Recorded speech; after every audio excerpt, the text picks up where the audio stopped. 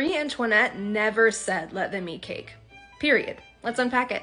The story goes that the aristocracy in France was so out of touch that when Marie was told there wasn't bread for the people, she responded, "Well, let them eat cake." But the actual translation of this phrase from French is something more like "let them eat brioche," which is, of course, ridiculous because if they can't afford bread, how can they afford the milk and sugar and eggs that go into brioche?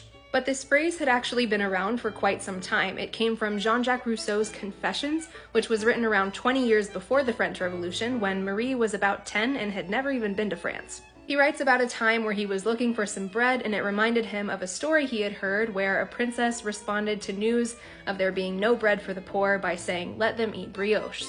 And while Marie was a princess, again, she was a child, and she had not been to France at this point, so it's unlikely that she was the princess in question. And actually, there's no evidence of this quote being attributed to Marie until about 50 years after the French Revolution, in 1843, when a French writer called Jean-Baptiste Alphonse Karr wrote about it in a journal, saying that he had heard the quote in a book dated 1760. But we are all subject to human nature, and it's more likely that he was just repeating a rumor he heard.